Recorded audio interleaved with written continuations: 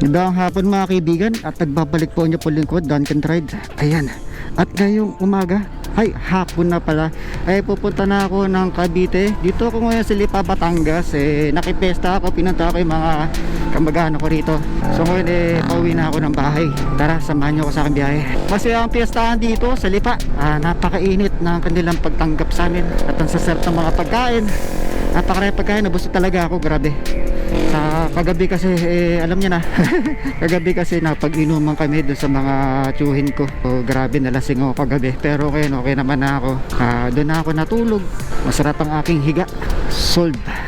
Eto, waste lang tayo para makauwi tayo ng bahay. Babalik ako dito next year. Ang saya namin kagabi. Napakasaya. Yung mga tsuhin ko na matagal ko nang hindi nakikita, kagabi nagkita-kita kami. Huling punta ko kasi ron mga 1996, 1995. So sobrang tagal na. So after noon, ngayon lang ulit kami nagkita-kita. Nag-inuman pa kami. Kaya sobrang saya. Tagal namin hindi nagkita. Dito tayo sa bypass road. Medyo nanghihina yung katawan ko. Ay. Pero dahan-dahan lang tayo. Napakalawak. Ang ganda, oh. Ganda rito. Ganda na kalsada. Ano ko yung kabundukan yan, oh. Ganda. May mga motor minsan, lalo na big bike, na ang tutuloy ng takbo nila, para silang nasa highway. So para sa akin, bakit ka tatakbo ng ganong patulin dito sa ganitong klaseng kalsada? Paano kung meron ka mabangga na tumatawid? Hindi naman kailangan kasi matraffic. So mahirapan ka pag sobrang bilis mo tapos bigla kang hihinto. Mahirap umaksyon o mahirap mag-respond. Yung response time mo, kumbaga, dapat mabilis, di ba? Hindi yung mabagal. So dapat kung may tatawid, dapat makakaiwas ka agad sa mga sasakyan. Pero bakit ka kailangan tumakbo ng napakabilis sa ganitong kalsada na para kang kumakarera, Hindi. Para sa akin, dapat ang takbo mo lang tama lang kasi delikado. Lalo na motor mo malaki, mahirap kontrolin yan kumpara dito sa scooter. Ano bang dahilan? Para ba magpasikat o kung ano man. Pero hindi dapat hindi dapat ganun katulin kasi delikado. Depende na lang. Baka siguro karerista ka o marunong ka talaga sa big bike, pero hindi, mali. Kahit wala nakalagay na speed limit, dapat sa sarili natin meron tayong limit.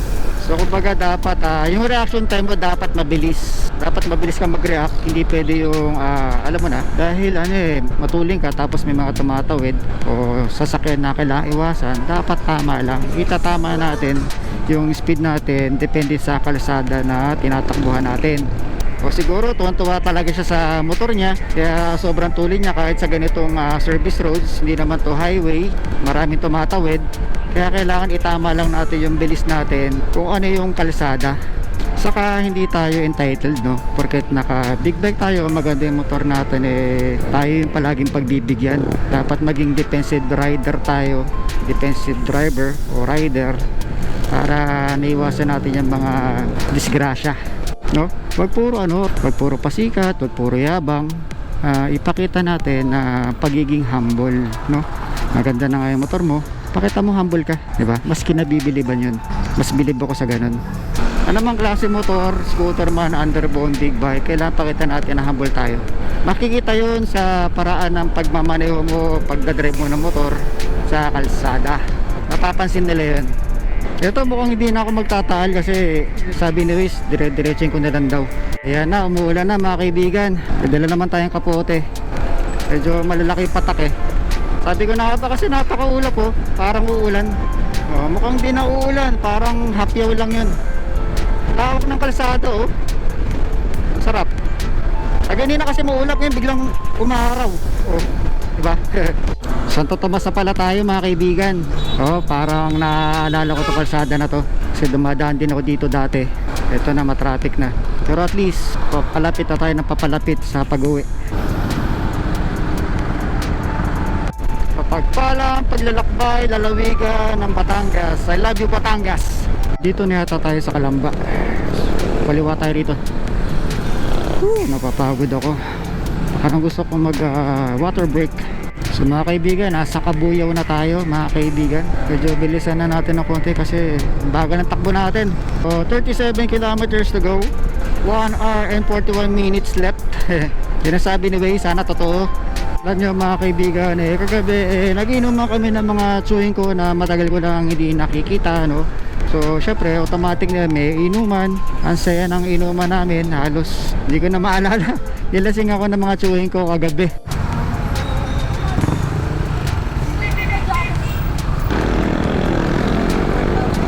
Ang tamlay-tamlay ko ngayon na parang puro tulog na nga yung ginawa ko ganina kasi, di ba, may hangover pero okay lang. Puro tulog yung ginawa ko. Yung utak ko medyo inactive. Wala akong maikwento. Ang gusto ko lang makauwi na ng bahay, no? Kasi nakapagod na, sakit na ng puwet ko. Ang sakit na ng puwet ko kakamotor. So mga 70 kilometers yung tatakbuhin ko. Kaya ito, 25 kilometers to go. Meron pa tayong 1 hour and 11 minutes. Pero parang hindi nagbabago. Hindi nagbabago yung oras kasi paiba-iba yung traffic dito sa National Road. Alam ko na sure yung tao dito nakakatamad mag-drive dito, naka-traffic. Dito na tayo sa may San Pedro sa wakas. At siguro mga 1 oras pa makakauwi na ako sa bahay. Ay nako, napakainit at medyo makulimlim ngayon na mabuti naman. Nakakapagod. Ay nakapagod talaga. Pagod ako sa biyahe. Malaki ito. Ito. Kahit sumabra ako.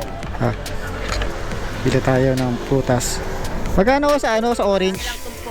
Magkano? Benching ko isa yung orange sa akin. Ito, 100. 100? Sige nga po. 2 tumpok na. Kasi benching ko ganyan, di ba? Nakakabili ka. Saan ko lang naman. Dito sa Manggao magkano? 100 lang yung tumpok. Tumpok? Libo lang yan. Walang sira yan, boss. Kahit tingnan mo pa. Sige. Ano yan? Ito. 100 lang mangga, tumpok. Ano na sa'yo? Ito na. Bali 360. Walang gamit yan, boss. Kahit isa. Ay, yung ano pa na? Yung... Kamote. Di na? Sige. Naubos ko yung pera mo, kuya. Ay. Teka lang boss 360, 140. Sige.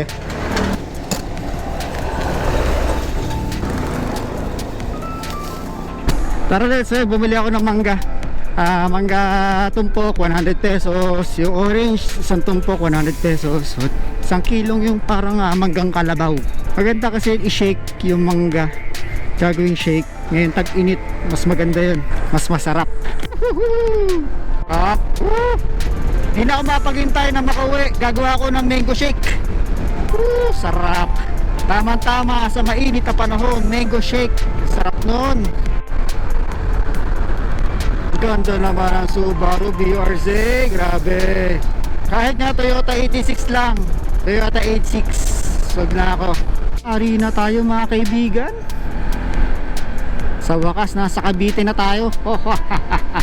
Dito tayo daan. Masarap dumaan dito Parang napaka-presko. Kaso walang tubig yung dam. Dam kasi to. Ayun pag walang tubig, pag tag-init, ayan, naubusan ng tubig. Kitang-kita na yung mga halaman. Pero pag tag-ulan, ayan, punong-puno ng tubig yan. Kopya. Molino Boulevard. Konting tisa lang. Ganda ng BYD, no? Electric car. So hanggang dito na lang mga kaibigan. At huwag niyo po sanang kalimutang mag-like, share, subscribe sa ating YouTube channel. At huwag niyo rin po sanang kalimutang i-hit ang notification bell. Sa gayon magkaroon po kayo ng mga bagong information sa mga bago natin mga video. Okay, kita-kits mga kaibigan. Peace!